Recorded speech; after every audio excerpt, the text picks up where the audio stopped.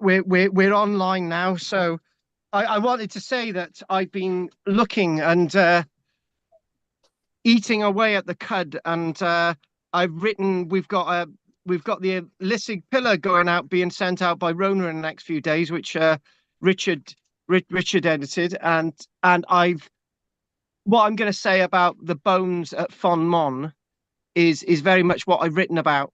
And I know we mentioned it last week, but my mind is really set on it.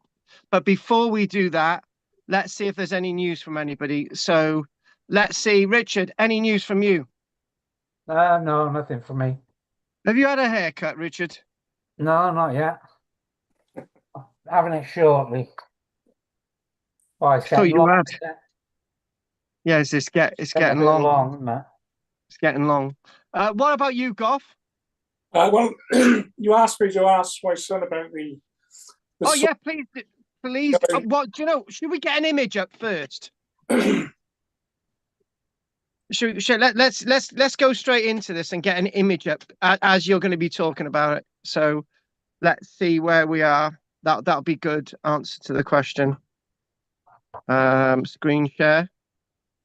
And next week we're trying out some new technology, which I was going to try out this week, but it's just as I'm about to sort it out, it's like, oh right, it's not going to happen because I don't have enough time. So right, so there's that, and we had that. Let's go with that. That's about right. So, shoot, Goff, please.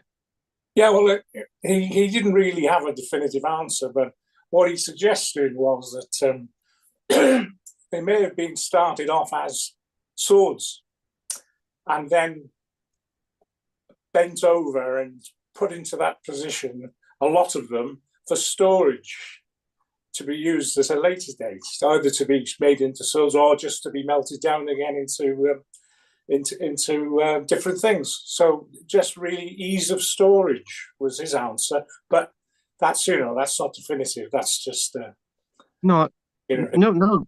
no. Let's let's just paraphrase what you've just said again, and if I can just jump in on there, just repeat what you've just said. But They may have been melted down and worked into rough swords in the yeah, first, and then they, I've got 20 swords in my workshop.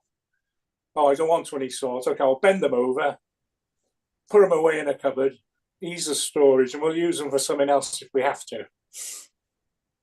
and obviously, they can be moved around a bit, and But if they're not pointed, it's much easier to have them folded over in a smaller space and put away somewhere. Yeah, that's what he came up with. yeah, this is a really good point. Most of them are no more than a meter in length, and they're not very thick. But then again, they could make ideal swords, and it's just like, do you know what I'm trying to think of, Goff? Do you know we've had yeah, oh right, yeah, the good example of this is that in COVID, right, there was at the end of it there was all those um PPE suits and all those gloves and face masks, Yeah. and you're thinking, well, okay, do we store these or do we use them for something else, right? They're no longer needed. Like, oh, here's a good example. Here's a good example of what your son's just said. In the oh, this is a really good example, Goff. Actually, it is coming to me. After the American Civil War, they had loads of um, those hard biscuits. Is it hardtack, isn't it? Yeah. Right. So I had loads of these hard biscuits. In fact, there were stockpiles of them, right? And then then they thought, well, what do we do with these? They're just so hard that they're not very palatable. They're salty. They're salty, basically, salty biscuits, right? And then somebody come around and said, why don't we break them up and we can use them for dog food? And this is how we get the likes of Winalot and all the rest of it. So instead of being used for human consumption, they broke them all up, and then they're used. And this is where the idea come from. So is what you're, in other words, maybe they eventually weren't. They thought, all right, we got all these things lying around. You know, we're not really going to use them for swords anymore. They're not really fit for purpose, and will you do something else with them? I think that's a really good way of looking at this. That's a really sensible way. Anyway, tell him thanks for that. Yeah. Really, really, yeah. No, we will look at these a little bit more, and I wanted to look at that roost thing. And Anne, anything from you tonight? No, got anything? Okay. Anything? Sorry. Okay. What I want to do is this roost thing, right? So that's where we're going to go. And let's go back to screen sharing again. And we did mention this last week, and we looked at some images. When I say roost thing, well, but they're saying that these bodies were found at the airport, when in fact they're actually found at Fon-Mon. So there you go. But what I want to do, I know we discussed this last week, but I came up with a sensible conclusion of what we're looking at. So that's I want to explain it. Fon-Mon bones. I think we'll get them straight away. Archaeology. And I just want to put an image up here, and because I wrote about this in Holistic Pillar, because I had a bit of space to fill, which Richard left for me to fill up, and that's gone out now. That's all ready to go. And let's have. Oh wait, in fact, I copied a load of these and stuck them in the Holistic Pillar, and that's. No, we don't want the one of the baby, because that's not really illustrating what I want to do. So let's look at this one. Now, right, okay. Hang on a minute. Up there. No. Do you know what? I was looking at something far better than this earlier on. Oh, that'll do. Right, okay. Well, love it. Nice, nice, nice. Now, well, the facts are, let's not talk about everything that we did last week, but the facts are 39 sets of human remains found at Fon-Mon last year. We've got items that have come from the likes of Syria. We've got pottery that's come from the Mediterranean. The bodies roughly date from around the 500s. And other than there's 39 bodies altogether. One was found in a ditch.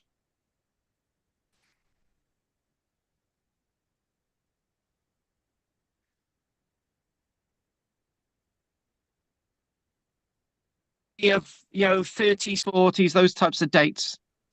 The bodies come from various different. The people originated where they were originally born from different parts of Britain. They're all women. Some of them show really good signs of a really good diet, except that their bones show that they worked hard. And I made the conclusion last week that these are part of some kind of early Christian community. And I'm very much convinced of that now, because whenever you find collections of people like this, all of the same ilk, all from different parts of Britain, it's a very special community. Mm-hmm. And the special communities back then would have been early Christian communities. And if we're talking about the late 400s, 500s, some of these women in Christianity could have at that stage still been seen as priests, because women in the eyes of the church could have other roles that they didn't have for many hundreds, thousand plus years.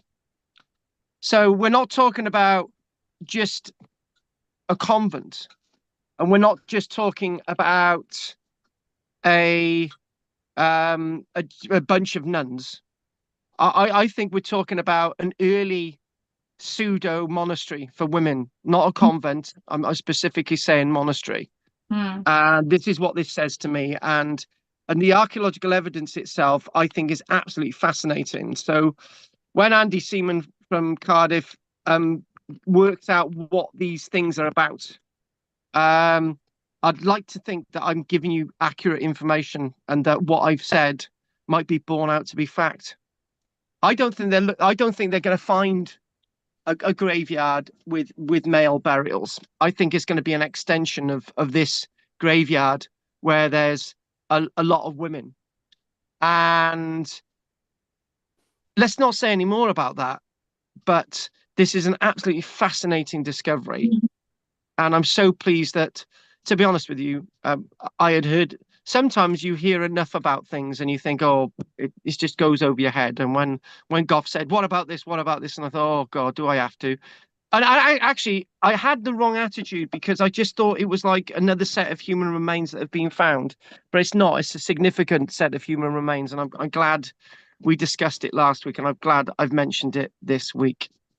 So what we are going to do this week, we're going to look at we're going to look at peat bogs from another point of view. We're not going to look at bodies being found in them. We're going to look at the uses of peat and how peat itself has been massively important throughout the years. So, and also what I'm going to do, I did promise that we were going to look at Iron Age ploughing and field patterns and stuff, but when I got into this last night, I thought I'm not going to be able to do that this week. So what we're going to do is we're going to look at terminologies. We're going to look at a certain type of technology that archaeologists don't talk about, when in fact we should talk about this a lot more. When I've introduced the likes of Skara Brae, I've mentioned that they burnt peat at Skara Brae, and I really dismissed it like any other archaeologist. They burnt peat, so what? And I shouldn't have that attitude at all. I should just be, wow, this is peat, and it's got so many uses, and it's been used for thousands of years in Britain, and whole communities have been based upon the peat that we've got in upland areas. And it's and peat itself, the cutting of peat can be precisely dated in using a method that I'm just going to mention as well tonight. And there are different types of peat that people have used. For example, it's last week we looked at lime kilns, and we looked at the production of lime from limestone, and it's very important, and we've got all these lime kilns everywhere, but you don't really have peat cutting doesn't leave the same evidence as normal archaeology. What peat cutting leaves is big gashes in the landscape with water everywhere. And actually I realized something that was really important, really important, that when when we think about Lindo Moss, and we think about Peterborough and Flag Fen, and we think about Star Car, one of the most important Mesolithic sites up by Scarborough, excavated in the country, and we basically say it's the peat cutters. Yeah, they're responsible for the archaeology drying out, and the wood and timber rotting away at Flag Fen. Francis Pryor's been talking about this on the news really recently. But it's not the peat cutters. The peat cutters have been responsible for finding peat marsh, have been responsible for finding various bog bodies in Ireland. Peat cutters don't reduce the water level on a landscape, right?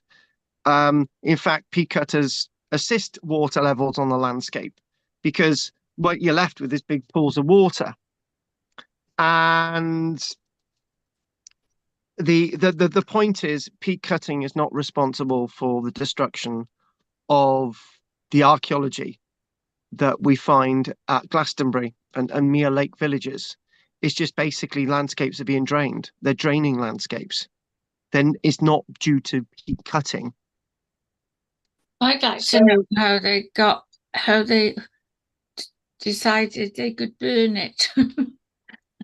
Yes, Anne. Oh my God! Right, you've just basically hit it upon the nail. Right? Yeah. How did they discover that you burn this stuff? Right? Yeah. And actually, we're going to go off in a tangent as I did last night. Now, when we were looking at lime, and we were thinking about how did they suddenly discover that lime can be spread on a field. And I basically said last week, well, how did they discover that gold can be melted down? How can they discover that silver can be melted down? How did they discover that you can make iron? Right, it's the same question as what you've mentioned, Dan. It's they did, right? And actually, I come up with a quite an easy answer last night. It all goes back. It all goes back 10, 12, 13, 14,000 years ago, right? It goes back to my my Paleolithic lecture, and you've heard my Paleolithic lecture. Yeah. There's a mammoth in the middle of the Bristol Channel, right? And there's no water there then, and there's a group of people coming over from where modern day Somerset is now, and they're walking across, and there's this mammoth, and it's really cold 14,000 years ago. And they kill the mammoth, and they live inside the mammoth because it's still full of heat, right? Um, but how do they make fires? And then it's quite easy. Mammoth dung is great because what you do with mammoth dung is you put it on the outside of the mammoth that you've just killed, right? And then the very cold conditions, right, draw the water out of the mammoth dung, right? And then what you're left with is basically material that you can easily burn, right? Because the liquid's been drawn out of it. So then you think, right, okay, we can burn animal dung. Animal dung's really good to burn, including human fecal matter. You can burn Yeah. that. Not that I've got any experience, but if you're thinking about animal dung, it's going to burn the same. And the point is if you can burn animal dung, which is similar to this stuff that's in the ground, you might be able to burn this as well. That was just my idea, right? Yeah. That we were thinking of that. So what I've really got to do now is I've got to give you some key facts. Otherwise, we're not going to get anywhere. And I've just had a wonderful what is this, coffee or tea? I've just had a wonderful cup of tea put in front of me.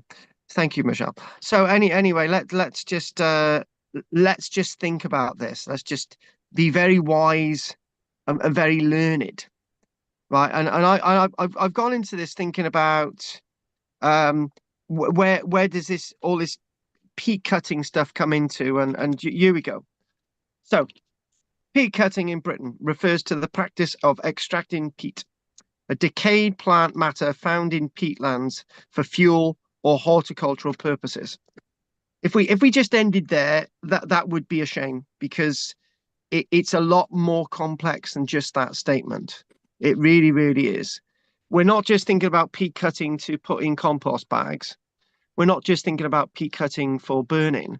We're not just talking about peat cutting for insulation. We're not talking about peat cutting for lots of things. Do you know what? Right, I got to tell you my experiences about peat. Right, my archaeological experiences about peat. Right, when back about 2000 and 2004, we had a little shop outside UNE. It didn't last a great long period of time, but most businesses setting up don't last long if you open a shop. But anyway, but next door we had the garden centre, right? And oh, by the way, we worked out that we'd sold more stuff on eBay, so we closed the shop. So that was basically what happened. Anyway, we had a garden centre next door, next door to UNE Garden Centre, and the woman then, I think she still owns the garden centre, but they lease it out for people to run it. And she come in one day and she said, "Have a look at this." And I said, "What is it?" She said, "It's a piece of metal." And I said, "Yeah, it's a piece of metal." And she said, "I found it in a compost bag." And I just thought, "Oh wow, wow, wow." She said, "Oh, is it an Iron Age arrowhead?" And it looked like an Iron Age arrowhead. And I fibbed to her a little bit because I wanted to make her really happy. So I said, "Yeah, it might be an Iron Age, iron arrowhead, right?" But it wasn't. What it was a bit of bog iron, right? And this is the thing: people find all sorts of wonderful things in bags of peat. But even Right? So so, yeah, go on. Bit of bog iron in a peat bag. Yeah, good. It's great, isn't it? Thank you. And actually, Anne, that's archaeology in itself. You know, it's Yeah. been formed, it's bloody old, you know, it's like bog oak, right? Anyway, so that's one of my first experiences. Another experience was so this is about 2004. So when I was living in Cumbria, I decided in 2012 to bugger off to Orkney. Right, so I went off to Orkney. I stayed with somebody, a chap on an island with his son, and he basically took me around different places. He wanted to show me around, and that was great. I met him at a youth hostel, you see, with his friends, and he said, "Come up and stay," and I did. We did. Anyway, stayed with him, and this is the first time I went to Orkney. Anyway, he took me to this place, and he said, "Here is where I cut peat." And I thought, oh, right. Obviously, Peat, my head said, Peat, that you can put it on the garden, right? And he said, no, you're an archaeologist, you should know. I dry it out and I burn it in the fire. Do you know what kept us warm last night? Was peat on the fire. And I thought, right, okay. And I said, hang on a minute. He said, we've got a right to cut X amount of peat for our ruffles. We'll talk about that later on, all the terminologies. The ruffles. He basically said that we can extract peat for burning as part of our land charter on Orkney.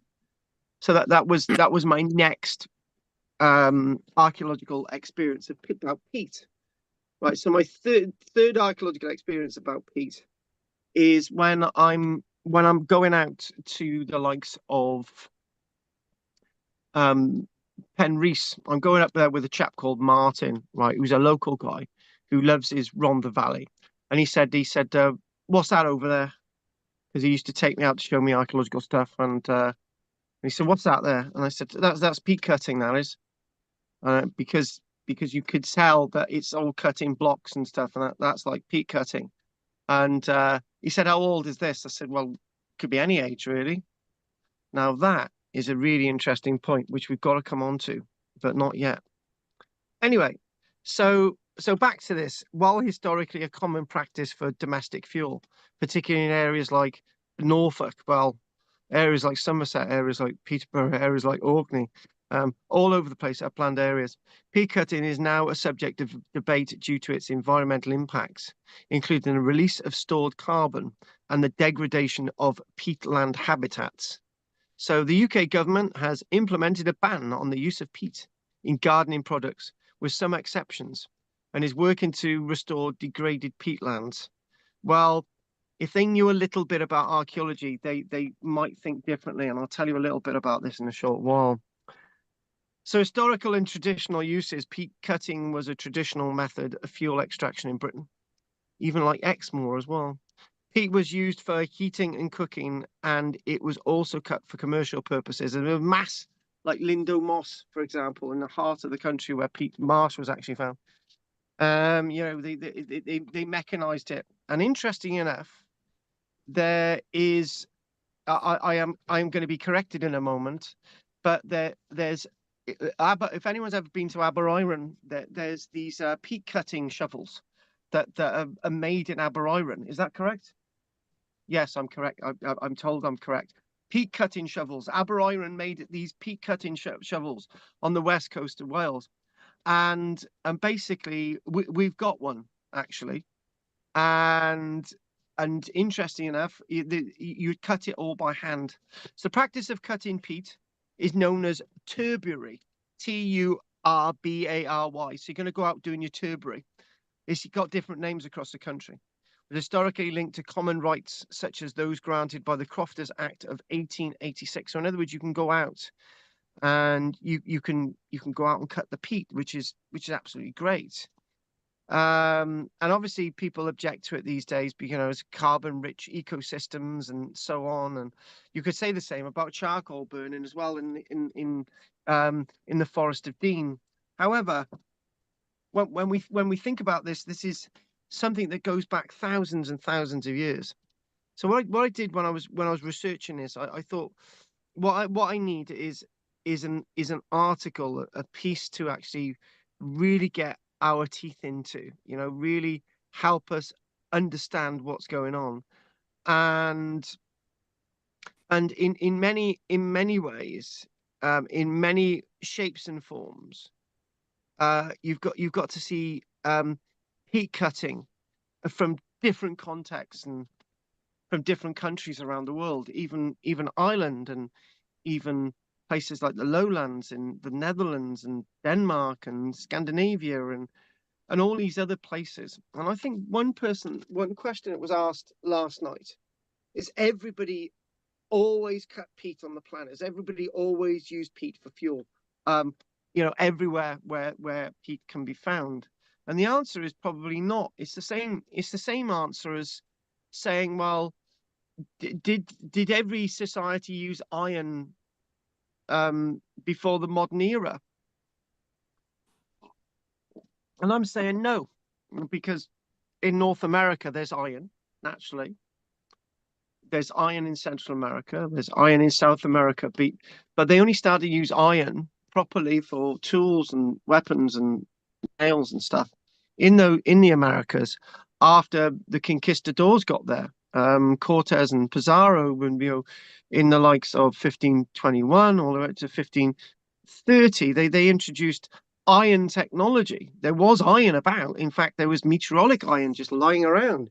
There was also, but they weren't mining iron in these places. So no, we not. It doesn't necessarily mean because the ability is there that we're doing it. Because you know, wherever there's limestone on the planet, it's everywhere. You know, are they using lime on the fields? And the answer is no, not everywhere. And it's the same when you think about this wonderful peat technology.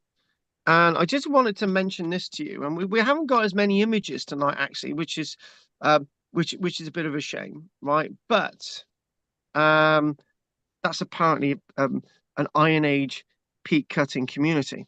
And if we want to bring this in here, I want to show you a little table of how powerful it is to date peat extraction. But we won't do that yet. And this is actually coming from Scandinavia. This is coming from Denmark. A quote from a Denmark archaeologist.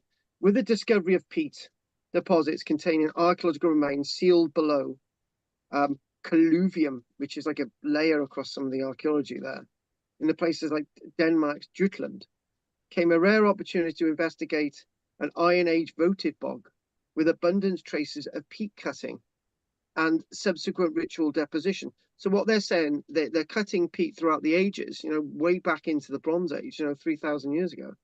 And then when they've cut the peat, they're leaving tokens of ritual appreciation for the value of the peat that they've been able to use.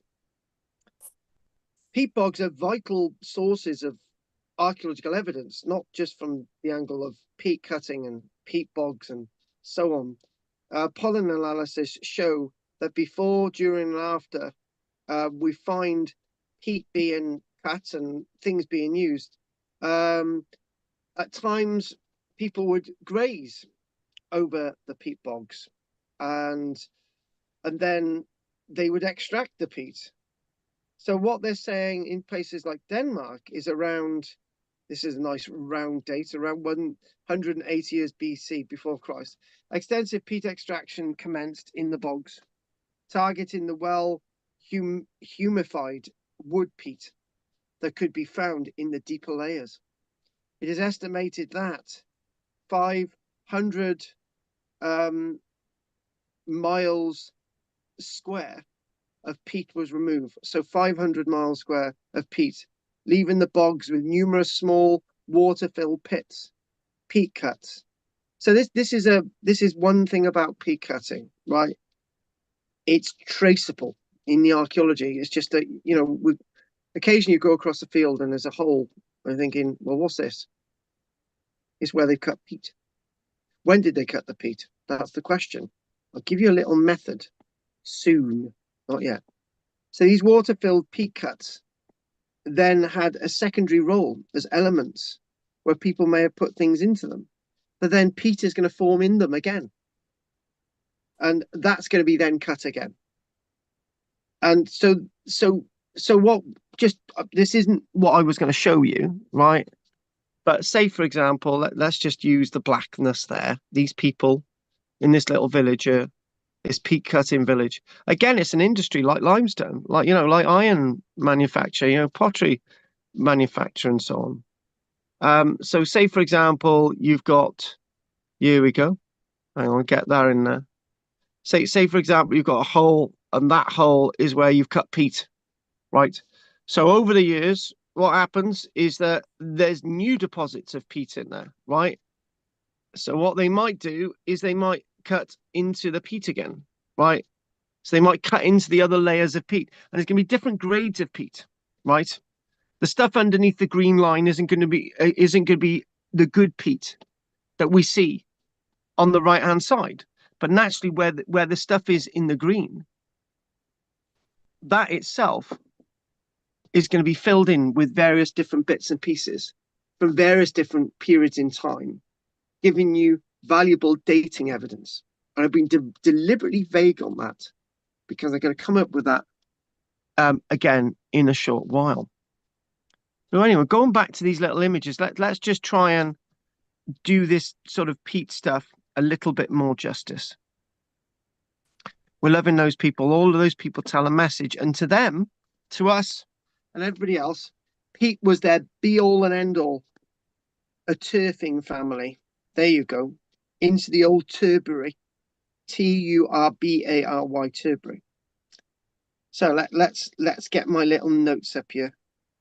And what it was, I was doing my research on this, and I thought, how are we going to do the peat thing, right? And I thought, right, the only way to look at peat and the value of peat throughout the ages is to basically tell you as it is, to sort of try and give us as much information as we can from a modern context, and then we can sort of think back and see how important, if it was important in the modern era, in the past 200 years, it was bloody well important 4, 5, 6,000 years ago.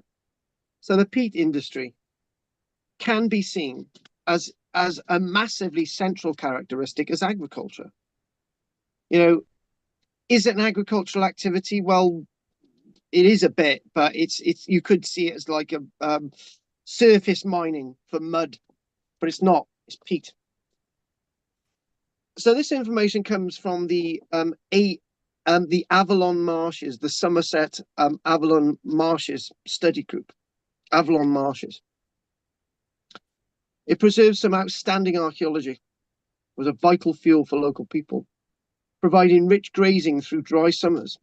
And in the 1900s, the peat industry was a big employer of local people.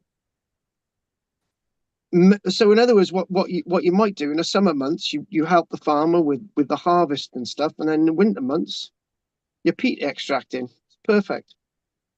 Many of the worked out areas are now nature reserves. So this is the thing. This is very interesting. When people talk about peat bogs are anaerobic. Nothing really grows on peat bogs except grasses, sedge grasses and reeds.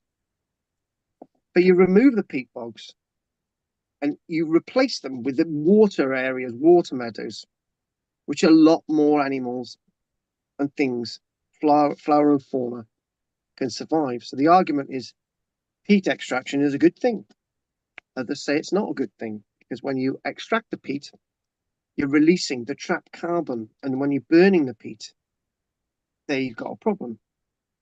But some peat extraction still continues today. It remains a part of a limited amount of the Somerset Levels landscape. Although it's detrimental impact on the environment, some say, and we're likely to see a ban in this world. We're going to see a ban in this. They're saying that all peat extraction will be banned by 2030, which, to be honest with you, I think is wrong, because I'll tell you another reason why it's wrong. when we think about flora and fauna, up in West Wales, for example, are burning the gorse trees, right? Because they feel that why were they burning the gorse again, Michelle? Why were they burning the gorse? Why were they burning the gorse up here? Because they see it as there's like a pest that takes over. Yeah, the yeah. land. It's not, they don't use it. Exactly. This is the thing. This is what we find in West Wales. The gorse itself, we actually use gorse. We sell gorse flowers. We sell gorse wood. But it's an old technology that people don't use gorse. They see it as a weed. They see it as something that's detrimental to the landscape. But gorse itself is massively powerful for the landscape. You know, ants grow in it, bees grow in it. You know, it's really, really gorse itself is very, very useful. And So it's as peat, as peat is very, very useful. Okay, let me get this point out, Anne. So yeah. the peat is very useful. So when you cut peat, for example, you're not destroying any plants. You're not killing any animals, right? Because nothing grows in it. Nothing lives in it, right? So it's the most ecological thing that you could possibly use, but it's not seen that way. It's the same as gorse flowers and gorse wood.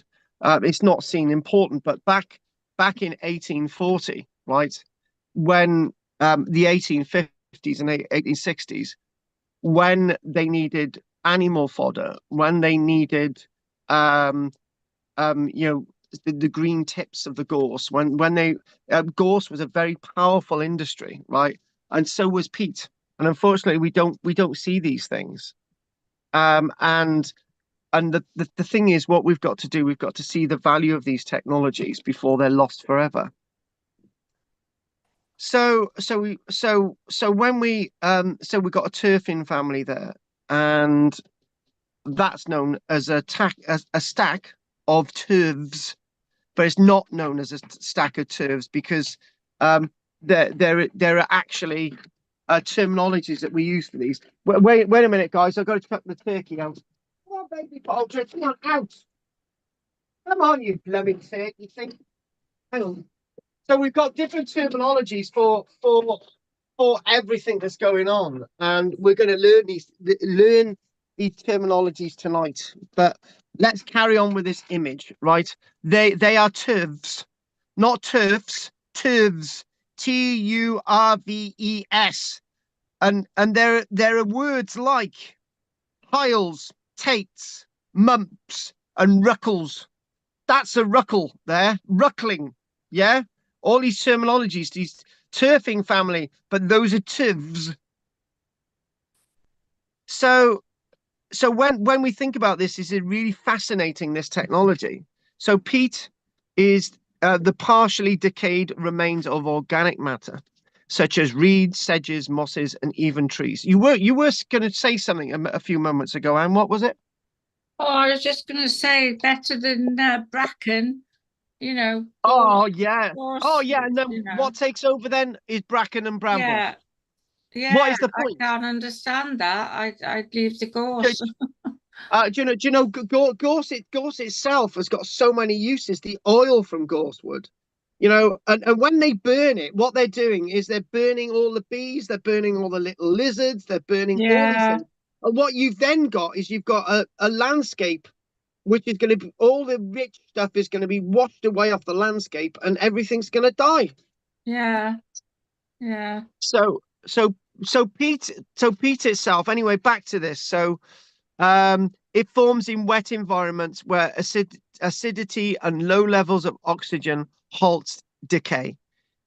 Peat has formed in the Avalon marshes, Somerset, over thousands of years, starting around 6,000 to 7,000 years ago, and continuing to about AD 400. Right, so it was still being formed in AD 400, and we've got a little bit of a table that you're gonna learn some dating stuff about peat in a few moments, which is absolutely amazing.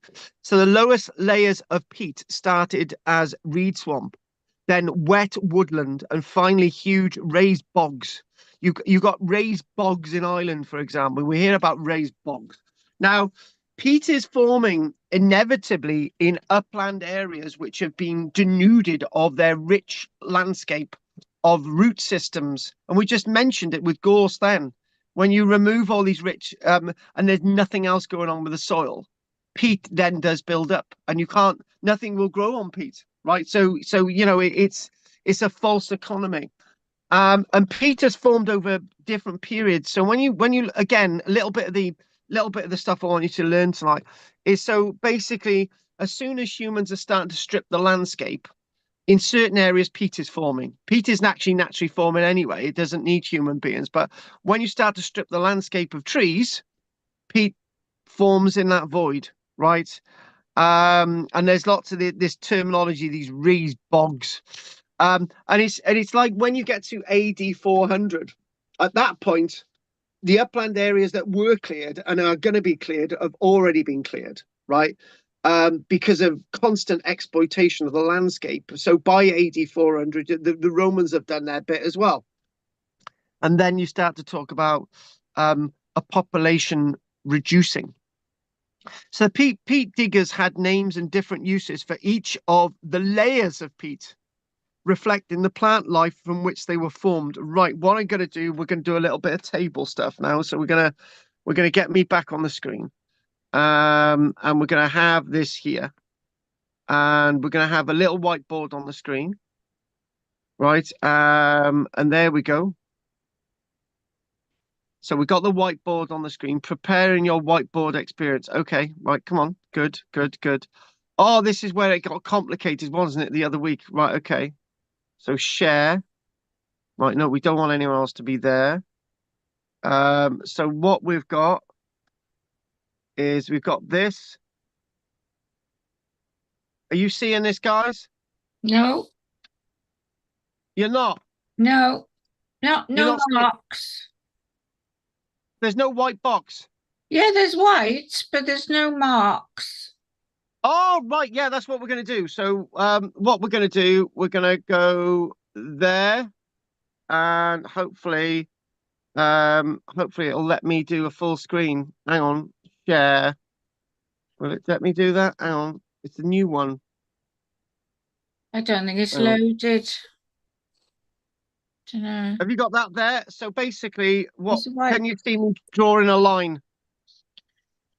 There's just a blob in the middle, a white, black. Oh, this thing here ain't working. So what we're going to do, we're going to go to an image, right? And we're going to draw on that instead. That's the best way to do it. So, okay, so let's get an image up here. Which one? Oh, Greenfield, that'll do. So here we go. Here's my little table, right? So this, by the way, so what you've got, a typical PT landscape, right? You've got as follows. So what you've got, so this will be my bar. I just think that's 0 meters, and that's 1 meter at the top, right? So that gives you an idea of scale. Peat can form over meters, right? So basically, what you've got, the peat in the top bit, right, is basically your typical it's not peat, it's basically soil, right? So in the top layer is soil. You can grow stuff in the summer months on that, but it's basically soil, right? So directly below that, you've got something known. So as you've got something known as your light peat, right? Mainly formed from sphagnum moss, which retains water well. So that's going to be very wet, you know. And usually, if that dates to as far back as 2,000 years ago, right? That's your layer there, your sphagnum moss layer. And the best stuff is your sedge peat, right? You've obviously seen this on your compost bags, haven't you? Sedge peat. So this is formed up to 4,000 years ago. And we're typically talking about the Somerset levels. Other areas have different That's of different specifications, right? So, but this is in Somerset. This is known as the best black peat. Now, the best black peat is like a really dark sort of grey, but it's more or less black. It can be dried into hard blocks for burning and is good garden peat. In most areas, this is by far the thickest of the layers. So that there is your best black peat. And then below that, as I was mentioning earlier on, this is formed up to 5,500 years ago.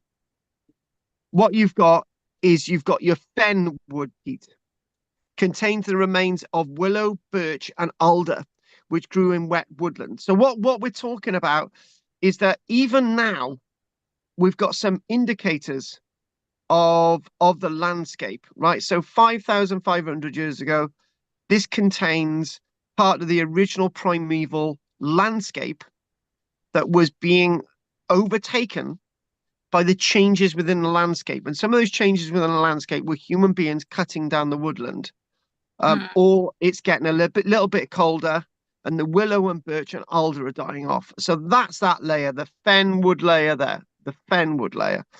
And then what we've got underneath, we've got basically your fen peat, right? So this is formed from reeds and stuff, and this isn't really going to burn well. So the stuff you want to go for is that area there, right?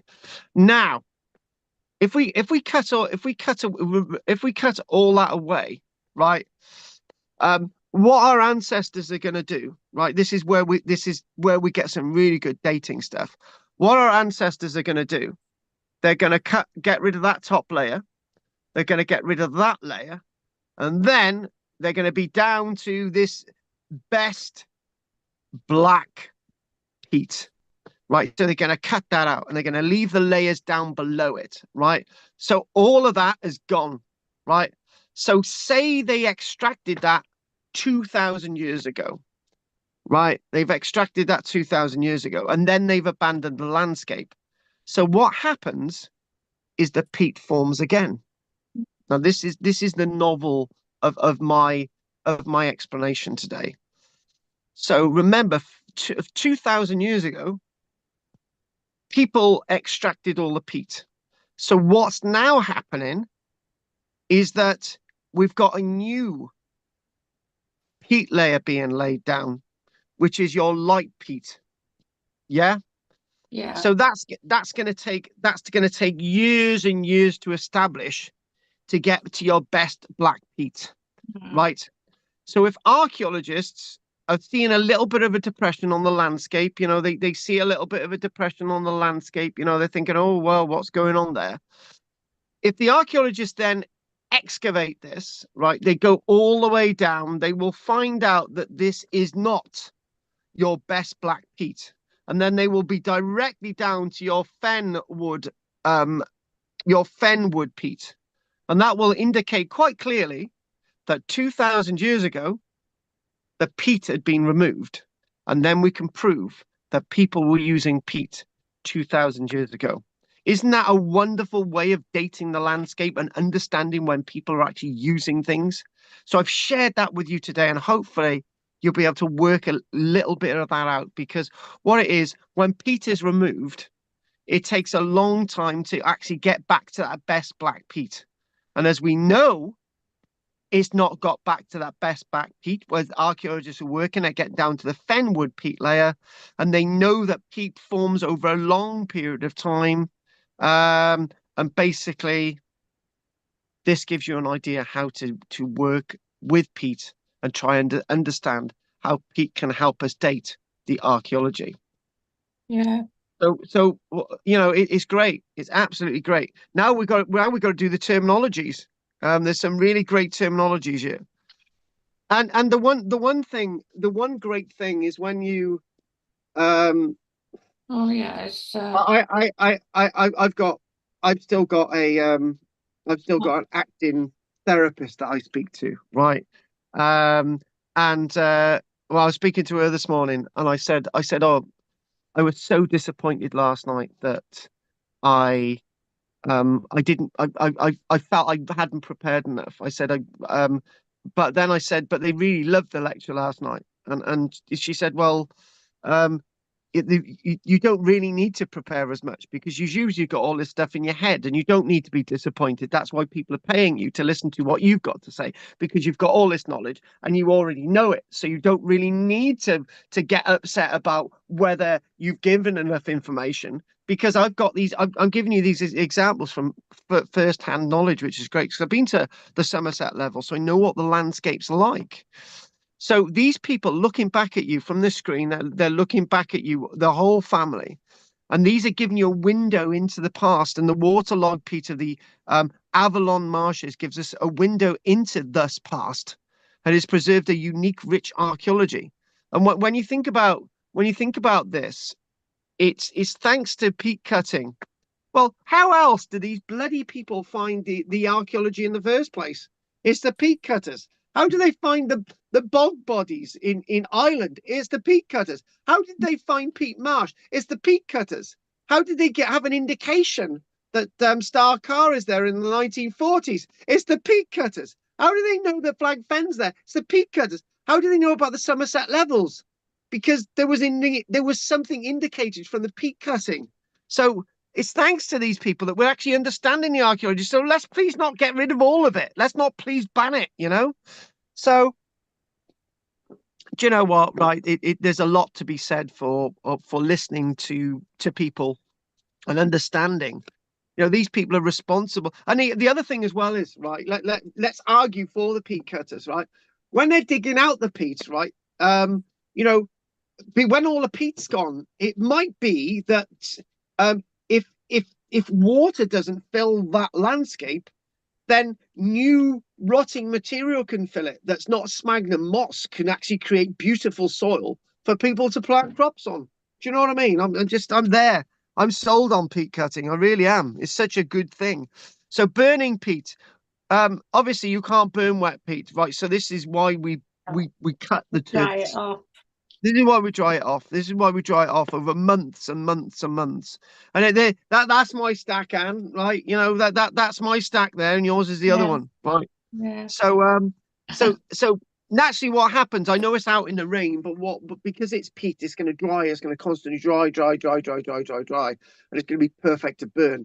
Now, last week, as much as I don't want to admit it, when I had the conversation on Tuesday with Andy, and it's like, right, Carl, right, even though peat by itself doesn't burn more than 400 degrees C, when you put it in a furnace, it can burn 600 degrees C, and therefore the thermal effect, the thermal shock effect with the lining of these limestone furnaces, you can actually burn the peat, which can get up to 900 degrees C.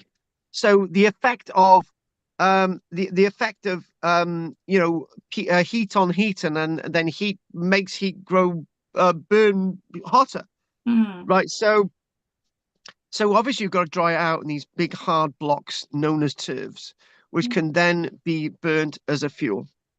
We know that peat has been burnt for thousands of years, and more than thousands of years. Now, one thing that we do know, the Romans used it to heat saltern pans of salt, saltern pans, used to extract salt from seawater by boiling off the water. And this is really, really important that we've got, you know, what we've got is that the Romans are using peat, not in great big furnaces, because it burns at a lower temperature than other things. It's perfect for gauging it. So you've got these big pans, you've got these big pans. We actually did salt pans, didn't we? You can have stone pans that you can eat at the stone pans, or you can have copper pans. Or you can leave the salt out in the fresh air, right? And the sun, you can get the salt, you know, and actually see salt. We did all that. We had a lecture on that. And peat is perfect then to heat the water off, evaporate the water from the salt, right? And you got a salt. And again, it's peat. How important is this peat? It's so important.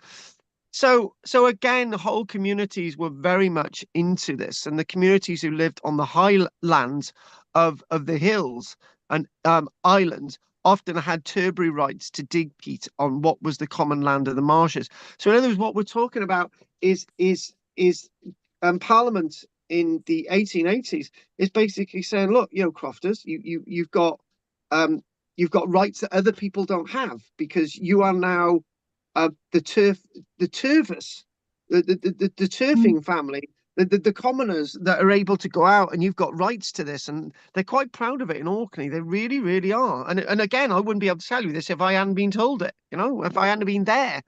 So each parish where you got peat, throughout the ages, this must go all the way back to the medieval times, even before. Each parish would have an area of peat moor for grazing. So, okay, right. That's something else we weren't told at school, Anne. All right, let's just do this quickly. Let's just do it. So when we're talking about the evolving agricultural landscape, it basically probably all goes back to the Roman period. And then we can link in with these nuns back in Fon Mon. Maybe they had turbary rights, but maybe they did.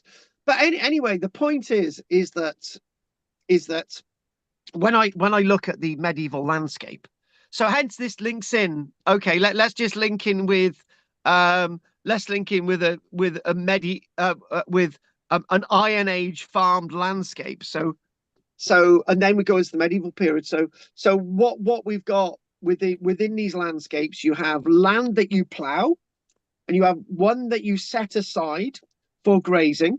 You have a woodland for wood, and you've got a woodland for timber.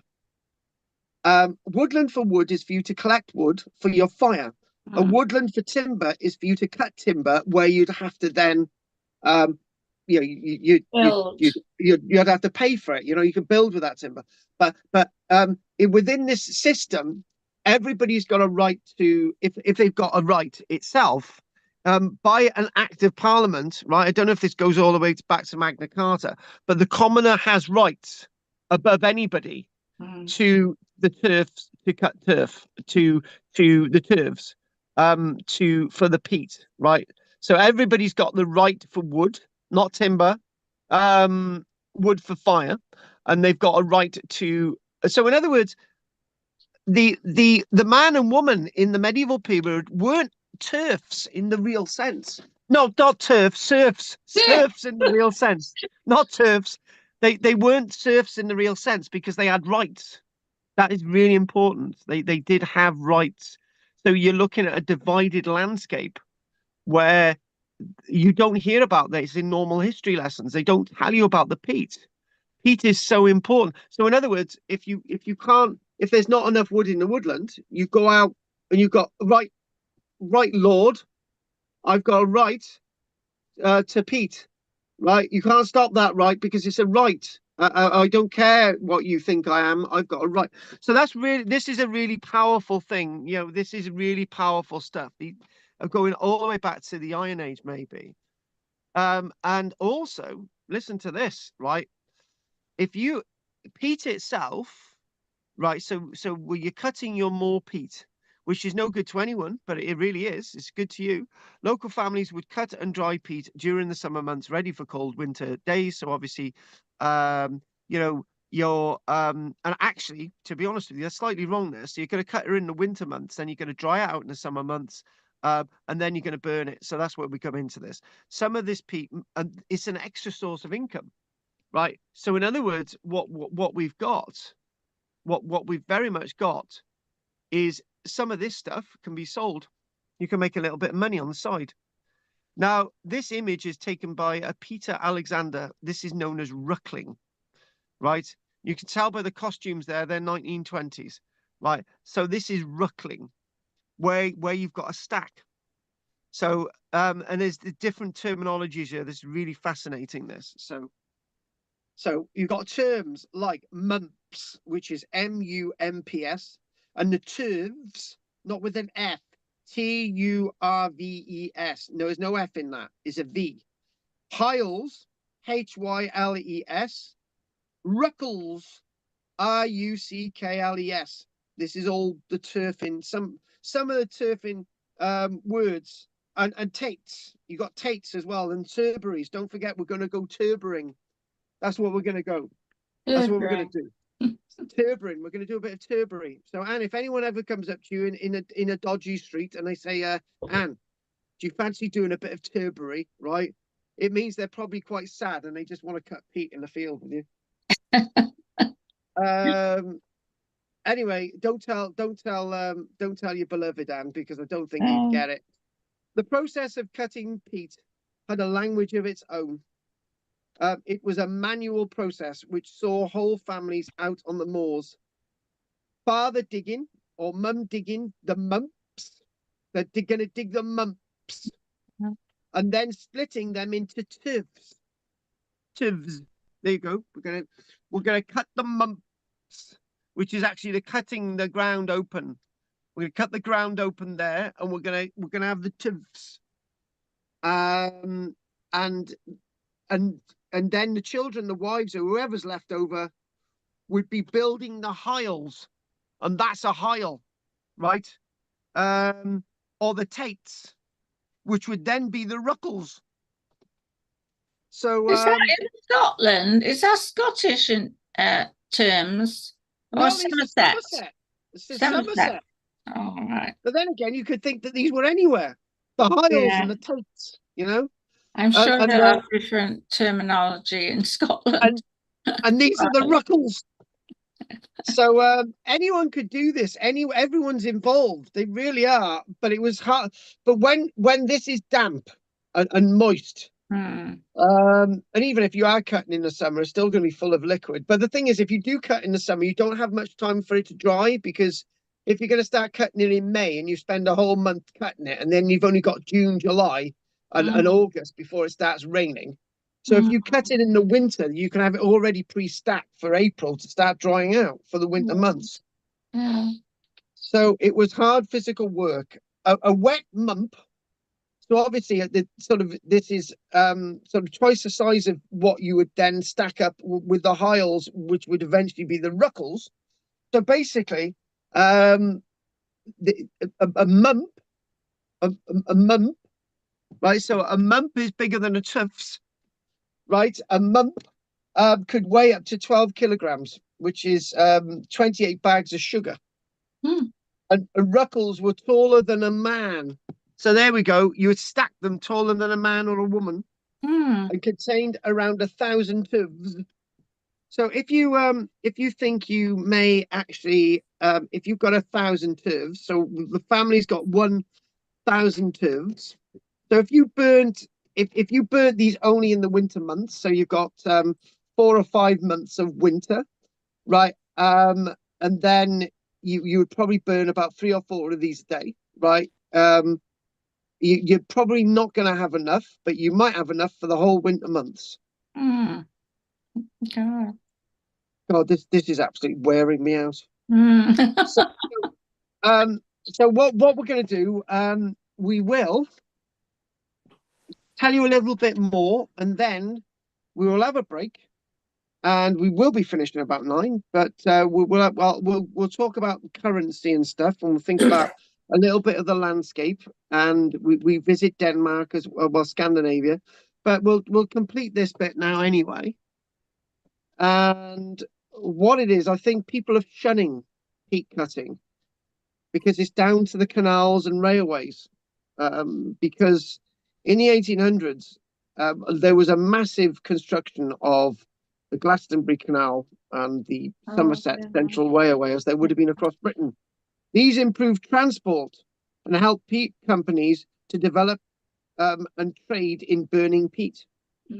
However, what also came with the canals and railways and the new improved trackways and roads was that this meant that the improved transport also meant cheaper coal, which drove the need to develop new uses for peat.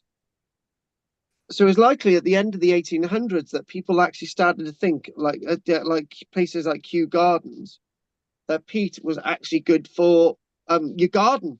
There you go.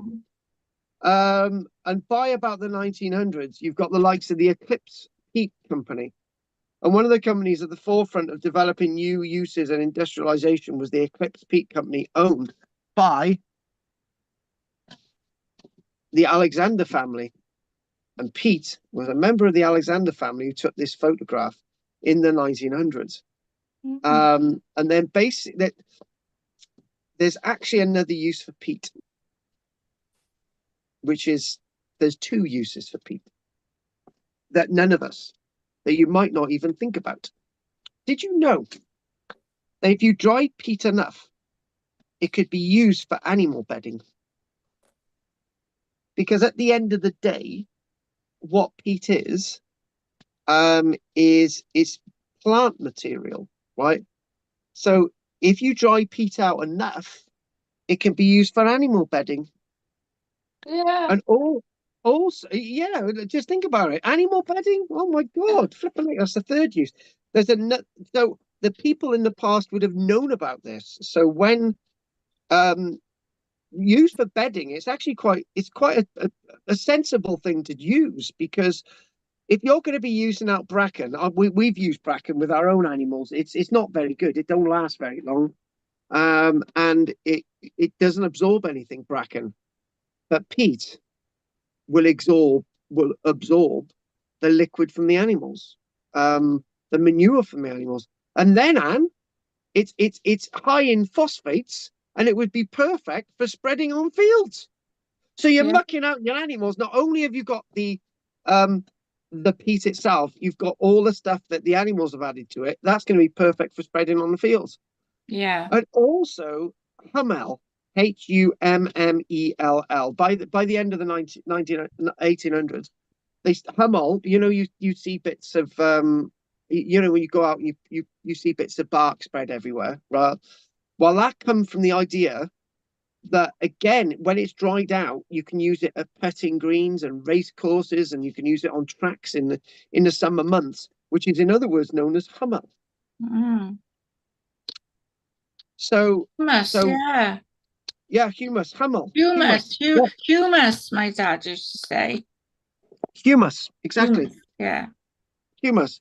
So as business grew, so did the demand for labour. Families would still work on the moors digging peat, but men were also needed to work on the factories and the railways. So it was an industry that women took over quite a lot, and probably by 1914, it was just the women working on the landscape cutting the peat.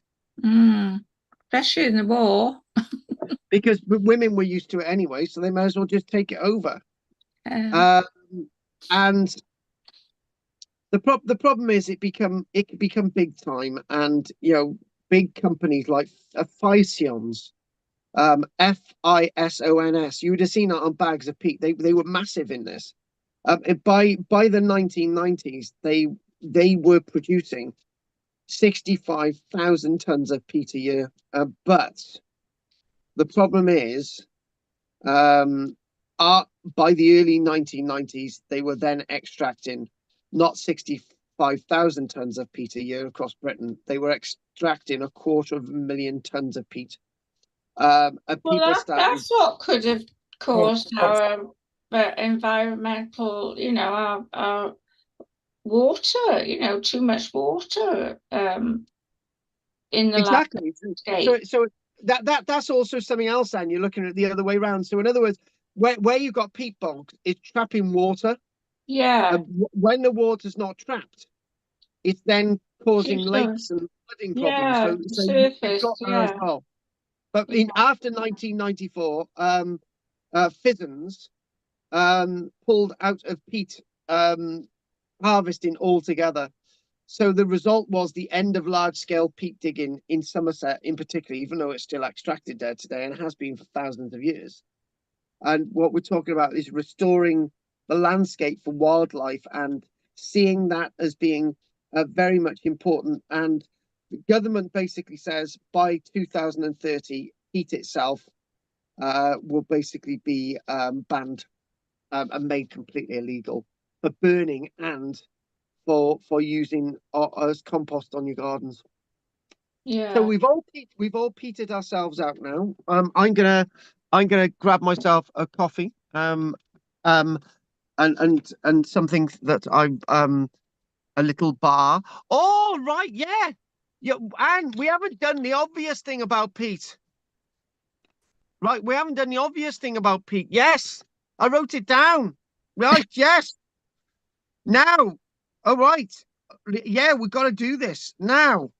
There's a problem with abandoning the peat industry, right? And I will tell you why now, right? Now, what we've got, this is, I don't, well, we're gonna go into whiskey now, right? We're gonna talk about whiskey, right? Now, it's said that whiskey manufacture, right, um, goes back to about the 1700s or something like that. Probably goes back a lot longer anyway. But anyway, the point is, um, when what you've got to do with the peat itself, right, to get the really best liquid for your whiskey, is to remove your topsoil, right? And then what you've got is that when you start removing your light peat layer, and then you're left with the best black peat, right? Your best black peat. It's the best black peat itself, which is here, that the liquid's going to be drawn off that, which creates your best whiskey. Because when you think about it, what color is your whiskey? It's like a Oh, dark yes, grey yes, black. Yes. yes. So you're going to get your best liquids for your whiskey Yeah. associated with layers of best black peat, and you need that to be drawn off to create your best whiskies. So what's the whiskey industry going to do without your peat cutters? Well, they still use it. They still use it because I got there's peaty way peaty whiskey in Ireland. Yes, I think the Irish will find a way. Yeah. They will find a way. Yeah, do you know what? Do you know what? There's I was thinking about investing in a barrel of whiskey, right? And there's a company called Haxton's, right? And they've been trying to sell me a barrel of whiskey. You buy a barrel of whiskey for £2,500. You keep it there for 15 years, and you get about £15,000 in return. But I've heard there's a lot of cons with it as well. However, I've been looking at my whiskey, and the best black peat is the best. When you drain the liquid off that, that's your best for your whiskey. Anyway, whiskey connoisseur. I don't even drink, but I know about my whiskey. I do. Right, so what we're going to do after the break, we're going to do our currency bars. We're going to do a little bit about that, and we're going to do our fields. We're going to have a 15-minute break as usual, and we'll be finished just after 9. So, Anne, anything you want to say? No, thank you. That was interesting. You haven't said anything daft about your washing machine or anything like that recently. Me and Goss are gutted. I just said something daft about having Irish peaty whiskey, but in a way, It's not daft. It was some whiskey I took over for my brother, and it did say it had peaty flavour. And so it should. So it should. You never know. You might get a little bit of a little bit that's been wandering around a dead peat body with your whatever. Yeah. So, yeah. Right. So okay then. Right. I'm good. I know coffee. Yeah, we will. I know Pat's just joined us, but anything you want to say, Pat, quickly? Just I'm having my dinner now, and I'll be with you. Oh, you're late, Pat. You're late. We're gonna have our break. I know. I had to pick up her in Clanbit Major, so I brought her there.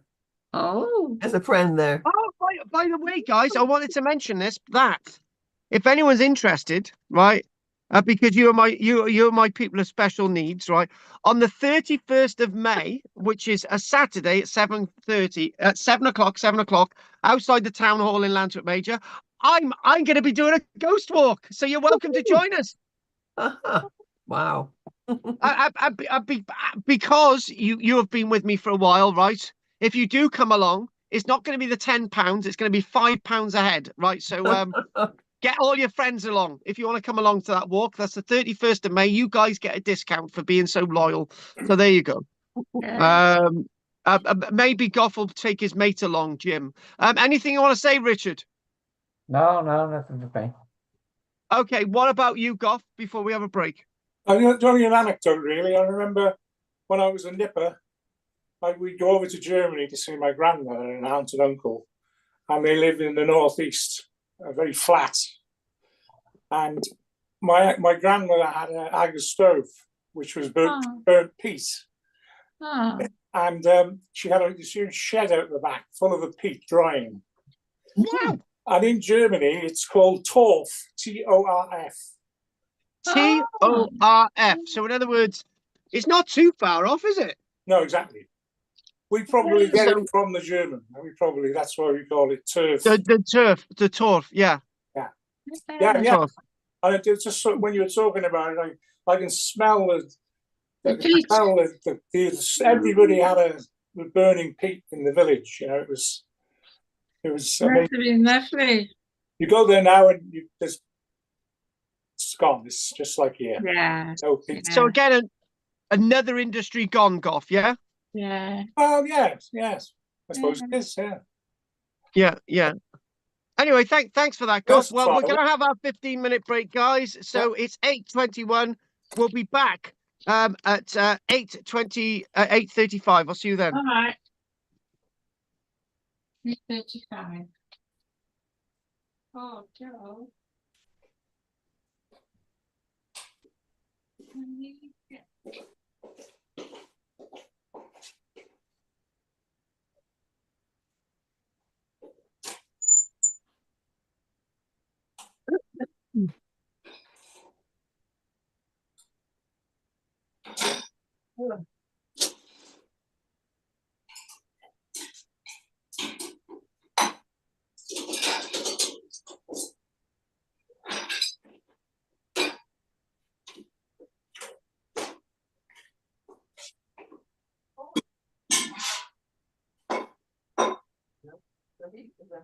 Put in your bowl first, because otherwise it's. Okay, that's right. You can turn. If we want to warm it, I just turn the. Yeah, 7-Up in there, crackers in there.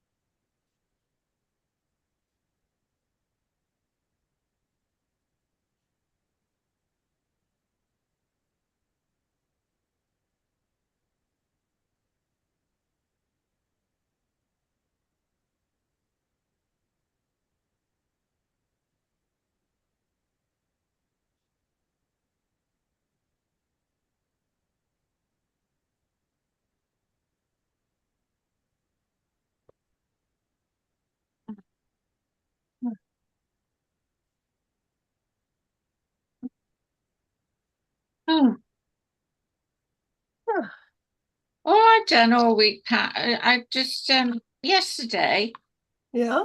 I had to go to. I was going to the hospital in the afternoon. They phoned me up to go in the morning. Huh. So that totally threw me. I didn't get up early, and I thought, oh my God, so I had to get a quick sort of taxi down, Mm. and then I got the bus back, but oh my God, Mm. I was Oh. absolutely exhausted, Is that today? That was yesterday. Oh, yesterday. Oh, gosh. Today, I've just been Yeah. recovering. I just don't seem to be able to do very much. Oh, I know. Me either.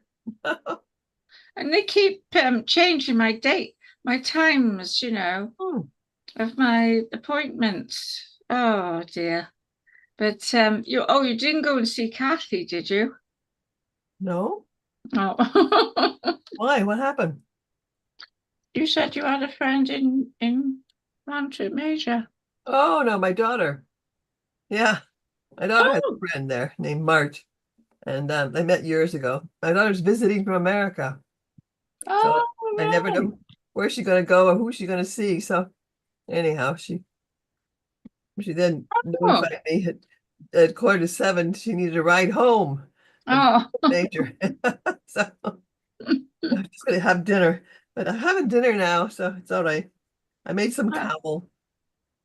I know. When you go off, did you say you went with your daughter? Yeah, the one in America. She's visiting. Oh, She's 54. Yeah. She's over. Yep, she's over. And I booked us into a place to stay, Airbnb, Yeah. Porth Madog. So we're going to see Cricket Castle and a couple of beaches and stuff up there. That sounds like. Oh my God, Porth Madog. Oh yeah. Yeah, it says 4 hours and 55 minutes. Are you going? 3 hours and 55 minutes. Yeah, I'm gonna drive most of the way. Yeah. Oh, Pat. And then you are good. I can see with my new, what do they call them? My new lenses for my what was it? I had my eyes. What's it called? Oh God, can't remember. Yeah, they're all right. Are they Yeah, they're lovely. I Oh. can see really well. Yeah.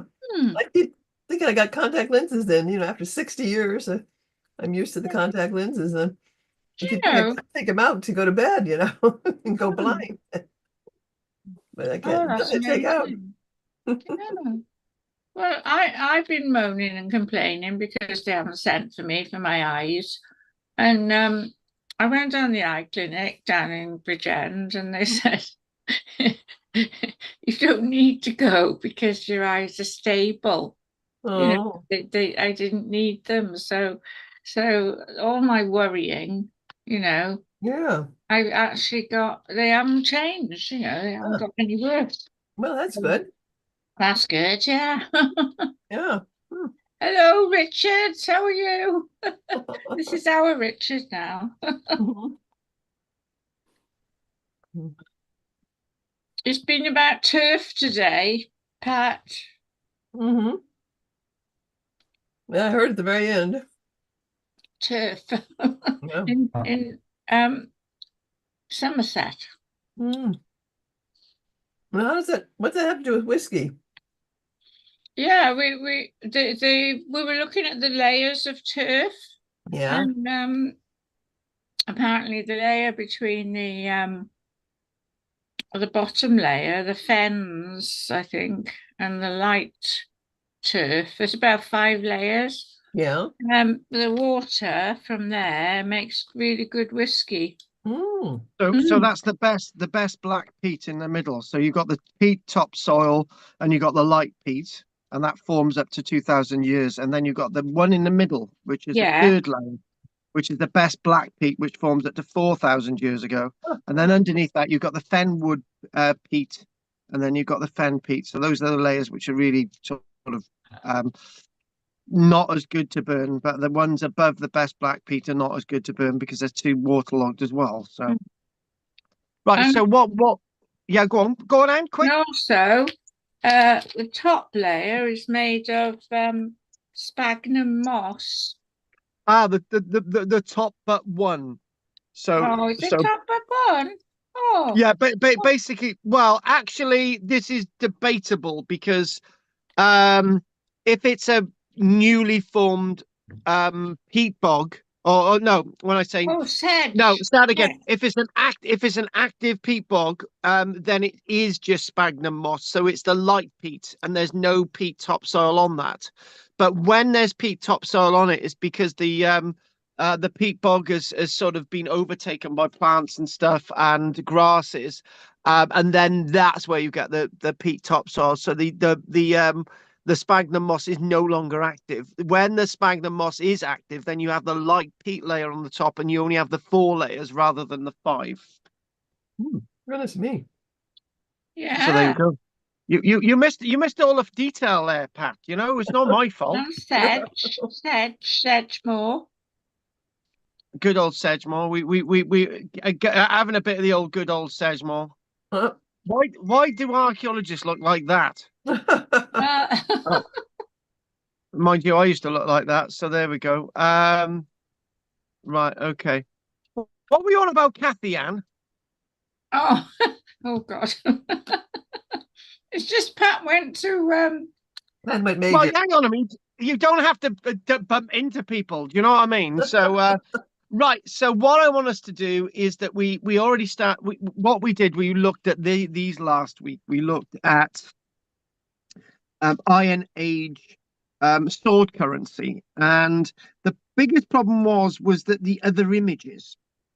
What we saw last week was that there was 3 other British Iron Age bar currency, and we mentioned the spit-shaped currency, we mentioned the plough-shaped currency, and the bay leaf-shaped currency.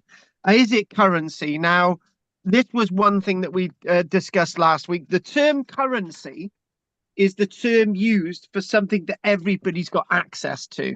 However, this sword-shaped bar supposed currency was usually only really available in the heart of southern England, in Hampshire and Dorset, and a little bit up towards the Humber, right? And then you're not going to find these, for example, in Kent. You're not going to find these, for example, in Cornwall. You're not going to find them in Wales.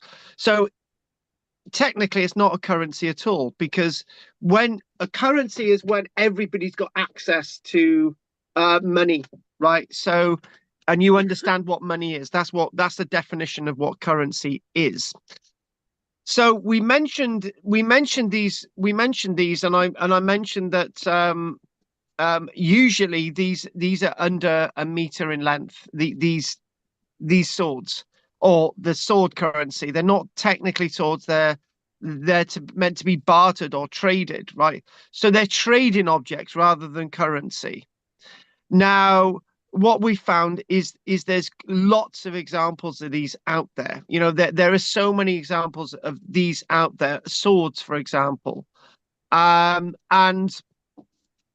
what I did is I had to go on a little bit of a journey to try and understand the other types of metal iron currencies out there. And one of the things that came up was that what we have is that this supposed pseudo currency is made of iron. It's not. These ring currency that other countries in Europe talk about, these are actually bronze or copper, right? We don't have much of this in Britain. And again, if it's currency, then everybody would have access to it. So it's basically trading, or very much what Goff said earlier on, that they may have been shaped like swords, or they may have been taken somewhere else to be finalized, or they may have been stockpiled. But this is only in certain areas. These are only in sort of Hod Hill, or this is sort of in that site, which is Salmonsbury Camp, where they found these there, these sword-looking currencies. So what I then did was I went on the internet a little bit and I decided to do a little bit more research. And I thought, right, okay, what's going on here? And instead of me reading this out, so you've got place names and little bits of information as a change. It was only in the 1800s, later 1800s, that people actually started to take this bar currency as actually something that was relevant. It wasn't just a load of old scrap. So we're going to read this out now, and then we'll try and help us with the other four forms of this supposed Iron Age bar currency, which is, again, is a spit-shaped, your plough-shaped, your bay leaf-shaped, which are all created and used in and stockpiled in different areas. So this study of iron currency bars, again, not really currency, is it? But began as a note prepared at the request of the late Professor Sir Ian Richmond. Basically, they were excavating at Hod Hill in Dorset, right, which is one of those big Iron Age sites, which is over 55 acres in area, bloody huge, right? The British Museum were excavating there, and they found a load of these things, right? Load of them, right? 27 of them, actually. And then it was intent, and they basically thought, right, what is it? Are they actually swords used for battling? What are they, right?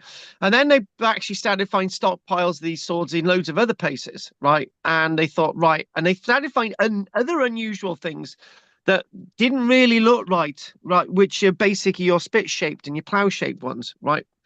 So Hod Hill itself, as they're looking at the archaeology at Hod Hill, is the only site where coins and bars have been found in comparable numbers. So what they're trying to say is, when they were excavating at Hod Hill, they actually found coins as well as these bars, these sword-shaped bars, right? So somebody basically mentioned last night maybe the swords were the equivalent of a £50 note, and I basically said, well, if you don't find them in Wales and if you don't find them in Kent, then they're not really to be seen that way. They're maybe to be seen as something else.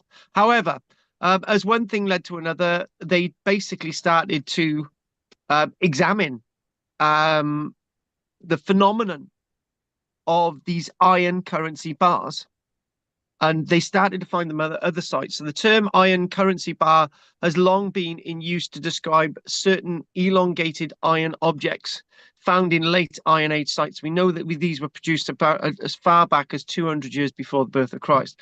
So the earliest records of a hoard found at Meon Hill, Warwickshire. So at that point, they didn't really know what these things were, right? Didn't really understand them. But in 1824, these were all a load of iron bars, hundreds of them.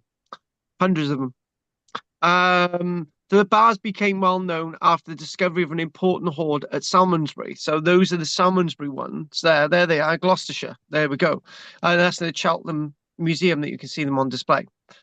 So, so this is basically where we're going. So they only really started researching this properly in 1864, as actually where a certain Charles Roach, looking at the Hod Hill stuff, decided to basically mention there's a hoard of these iron bars. And obviously you've got other people looking at these in the early 1900s as well. Now, think of all of this said, early 1900s. By now, what we know is that we've got between 1,100 and 1,500 of these iron bars that have been found at 20 sites across Britain. Right now, it's a bit vague, that 1,100 to 1,500, because most people, when they were finding, they just thought it was a bit of metal, and they just discarded it. Right. Somebody might say, oh, we found a little bit of metal in the ground, there's a bit of a stain and we just chucked rid of it. Oh, it was a sword, we gave it to the son to play with, right? So we don't really know the true numbers of these iron bars. There are lots of them out there. But if you're thinking about a currency or a trading currency, when you're talking about hundreds of thousands of coins about in the Iron Age, right? Having a stockpile of these bars doesn't make sense. If they're currency, it doesn't make sense. whether they are all iron currency bars depends on definitions of currency bar adopted. There you go. It answers it. So the first task was to trace as many bars as possible, and they found examples in more than 30 collections. And because they weren't seen as important and really relevant, they've ended up in private collections. And then people have then realized that they are important to archaeology, but then the moment has then gone. So again, the years, it says supposed currency bars, home trace, another site. And again, the very important indicators of where we actually go with all this. Now, when I actually sat down and I want to get some answers, I thought, right, what are plough-shaped currency bars? What do they look like? Where they're found around London, Kent, and the middle striking heart of the Midlands. So lots of people are producing these things in different areas, right? But they're different shapes and sizes. So I actually come across these examples. Some of these look slightly plough-shaped, and if you look, they look quite socketed, where you've got a bit of metal where it folds over, which is actually very similar to the bits that fold over with the swords. There's a similarity. They're folding over. Now, if I had found one of these on a field, I'd immediately say it's an Iron Age axe. But they're not. They're not. They're meant to look like axes, right? Or they're meant to look like little spade type things, or plough shaped. But they're not actually. They're trading objects.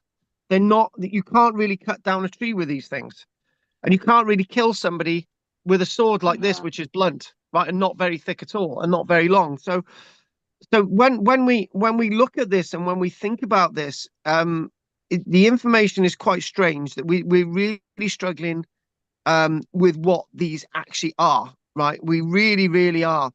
So when we actually again move on a little bit further, and this again took me to Scandinavia, right, and it took me to, there we go.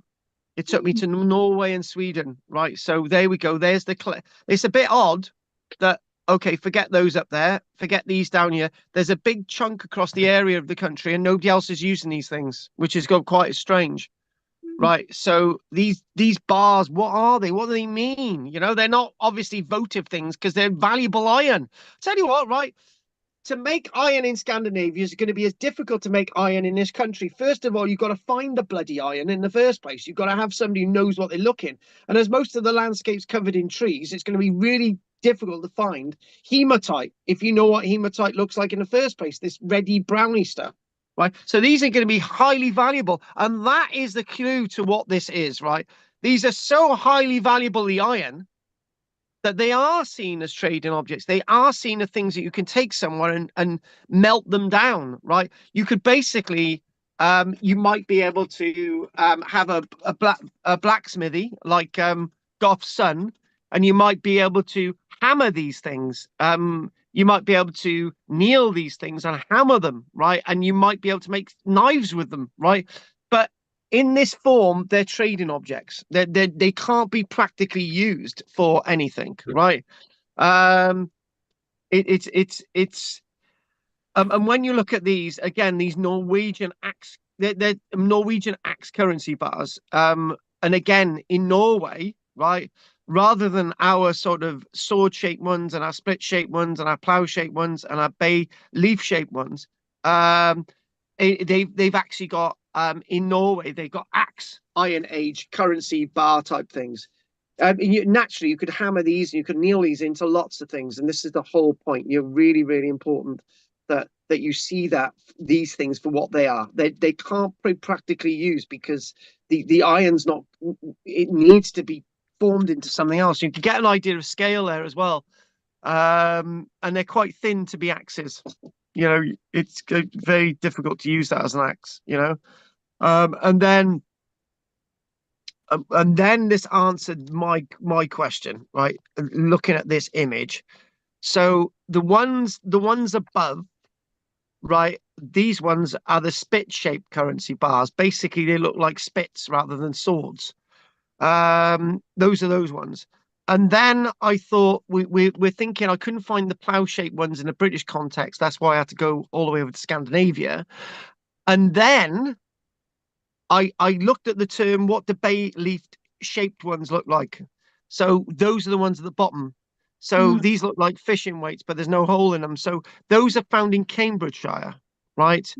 And they're roughly over 3 inches in length. There's a scale on the side of the screen there.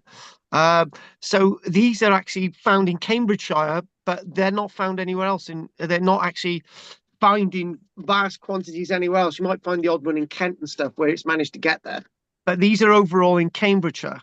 So in other words, it might be saying this. It might be saying a statement. We produce iron in Cambridgeshire, and there is iron in Cambridgeshire, right? I don't know how much, but there you go. So and they might say, right, this is how we trade our iron, right? We trade it like this, right? These are our pigs, in other words. The spit-shaped ones above, they are to be found in Somerset and the Cotswolds. Obviously, there's going to be iron in Cotswolds. There's going to be a little bit of iron in Somerset as well. For example, you've got the nice stones that might allow us to have iron in Somerset. But these spit-shaped ones are specifically from that area. So basically, we are manufacturing iron in Somerset and Cotswolds. So we're going to produce the spit-shaped ones. In Cambridgeshire, we're going to produce the base leaf ones, which are those ones there. So that's what we're going to do.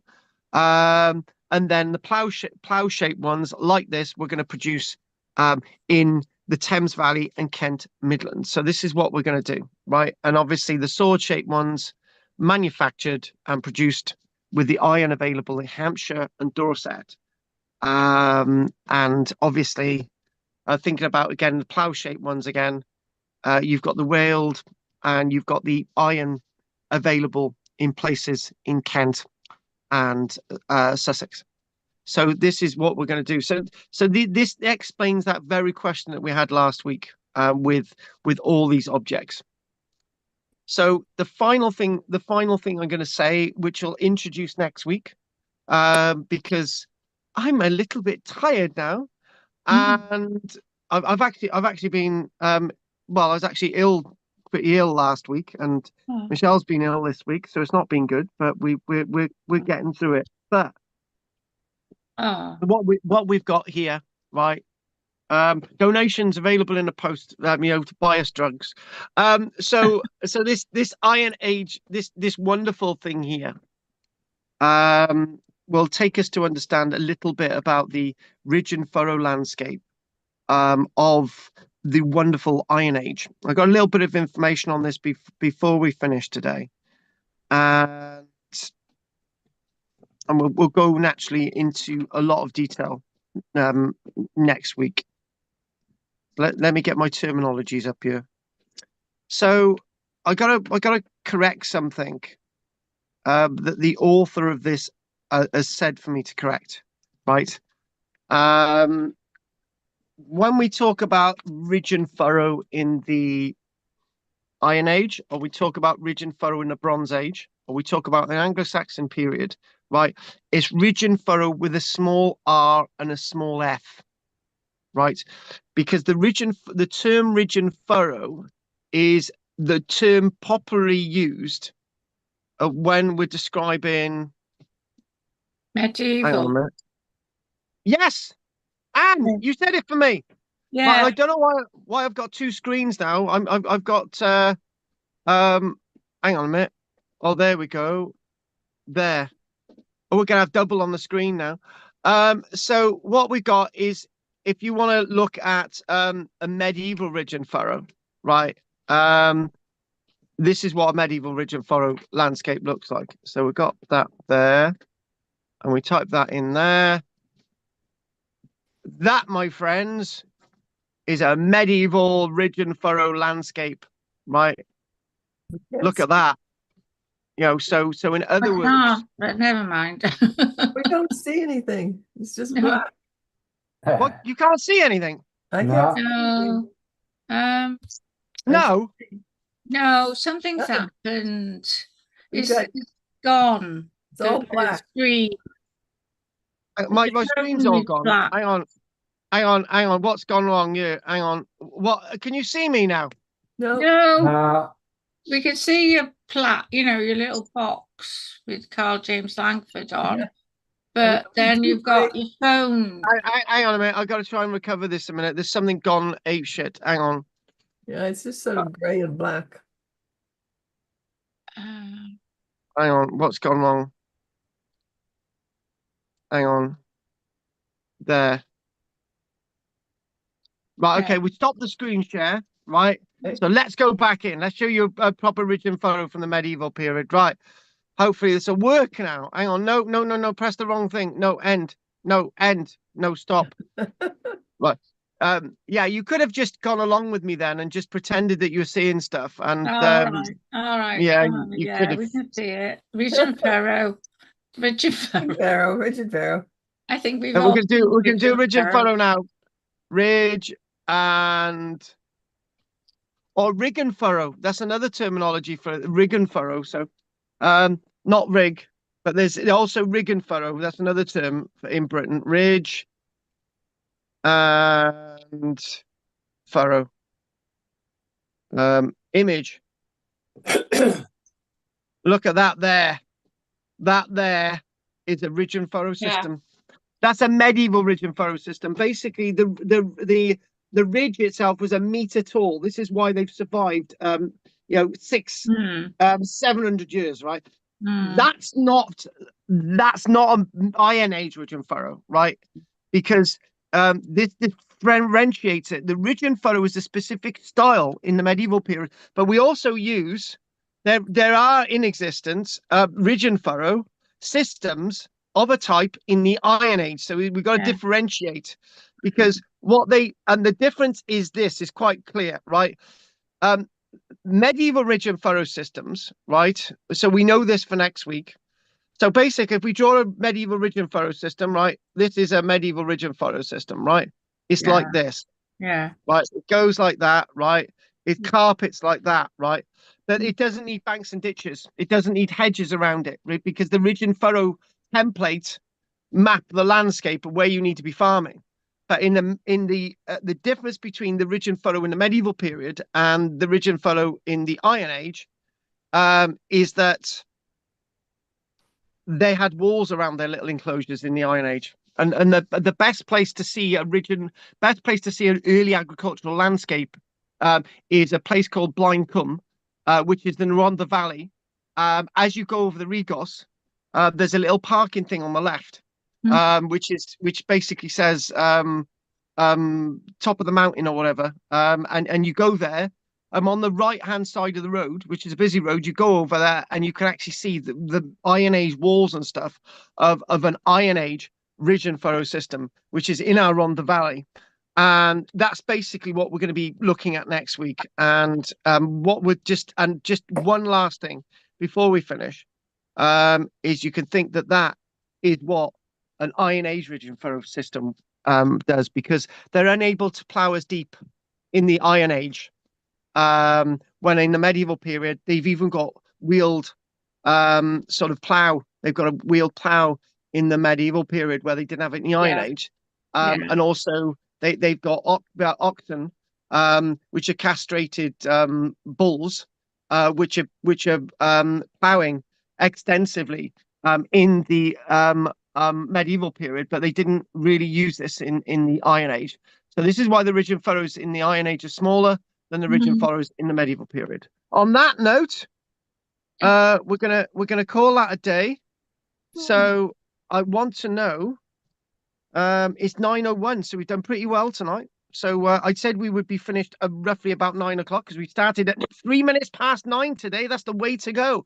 Right. So what I want to know, and if you haven't, obviously you've missed bits tonight, Pat, so we'll send you the link so you can watch that. So I want to know if there are any questions from you, Goff. No, very interesting. Thanks very much. Very good. Many thanks for that. And Anne, what about you? No, I kept thinking that maybe those bars were to put the holes in, to keep the coins on, like those holy rings. But it doesn't really work. But it's not, because there's other bars that do that. Yeah, it doesn't exactly. And I've got a load of bars in the field, and I got sheep. Yeah.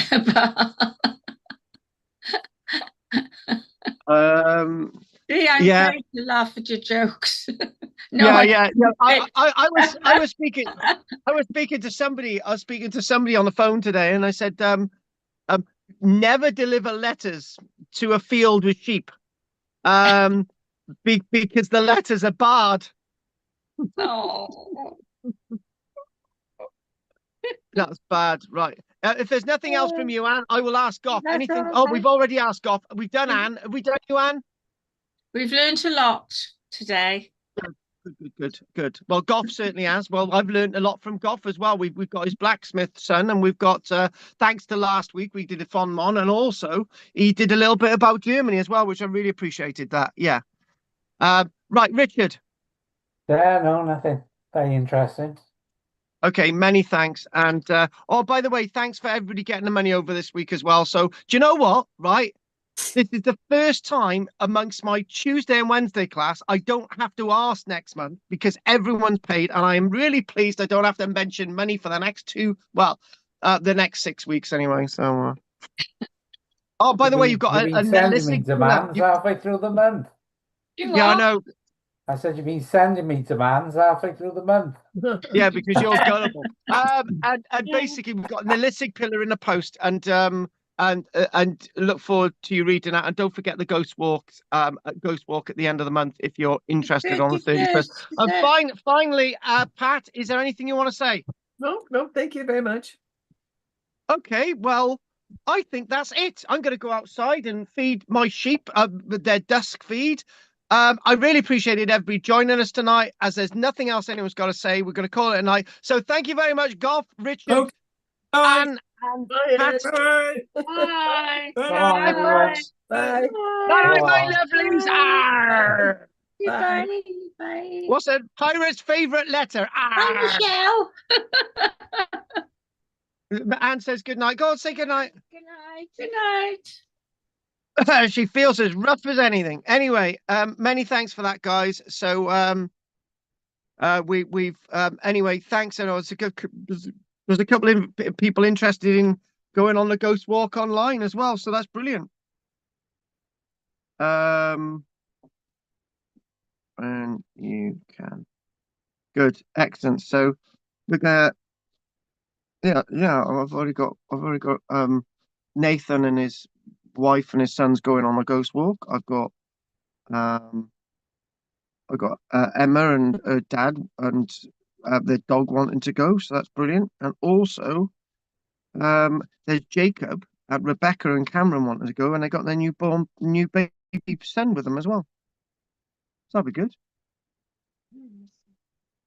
be good. Anyway, many I can play with my sheep. And I might have another. Are we having sausages tonight? Yeah, we'll have sausages. I'm having another coleslaw sandwich. I'm going to use a coleslaw, have a quick sandwich, and go outside and play with my sheep. Anyway, and I'm just going to see if there's anything in the.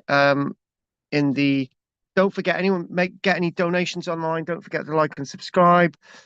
Donations to buymeacoffee.com/Karl KARLJ LANGFR. If anyone's wanting to make a donation online, buy me a coffee. Nobody's done that for ages. Buy me a coffee.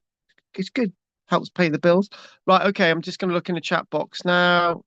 Chat box, nothing in that chat box there. Oh, and they changed that thing online, haven't they? Nothing in that chat box, nothing in that one. Nothing there in that chat box. And finally, nothing there. 1, 2, 3. Nos da chi, diolch yn fawr.